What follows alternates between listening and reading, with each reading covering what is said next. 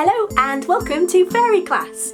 Today we're going to be making some miniature fairy dolls. My name is Stelling, I'm an illustrator, storyteller and doll maker. I make these characters and fairies that can be played with, they can be moved, they're posable, and they can be used for stop motion animation. Today we're going to be making some mini versions, let me show you. This is what we're going to be making today. So I hope you're all feeling creative. Let's get making!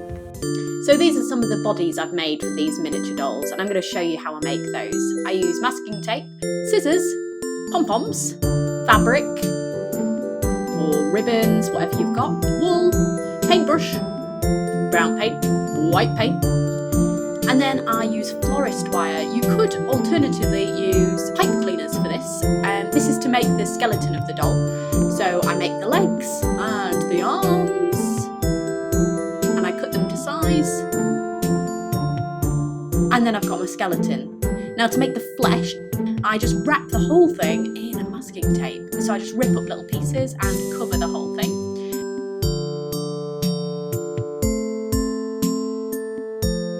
Here I am making a nose, so I just make a little triangle out of the masking tape, then stick it to the front of the face. And the same goes for the ears as well. Just create the ear shapes, stick them to the sides of the head, each side. And these can always be chopped down, but my dolls always have big, funny ears. Now for the skin tone, I mix brown and white paint, and I just paint the whole of the doll's body. Then for the clothing, I just use scraps of fabric. I collect scraps that I've got around from old clothing. This was a 50p kids dress from a charity shop. Now that could have been hot glued on, or you can sew it on. I sewed it. So I want wings for this fairy. You could use foil, or this is acetate. So I'm using a Posca pen to draw straight onto the acetate, which is from some packaging. And then I'm using some nail varnish to make the wings all sparkly and pretty. You could also use glitter if you have some. So I'll attach those to the back of the doll later on. For the hair, I'm using wool, and I'm using a really sharp needle felting tool to attach it to the head, just stabbing it in, but you can just use hot glue or PVA to stick that on.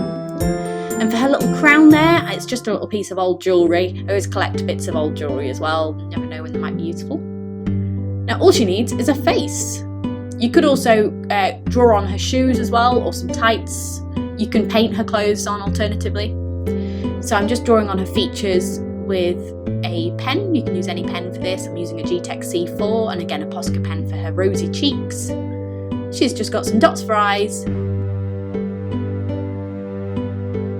There's a smiley mouth and some eyebrows. And some freckles too. There we go, she's about finished. There we go. So now you can make a little box for her, you can make a little house for her. Maybe you've got some little props you want to make. A fairy wand. She's ready to go.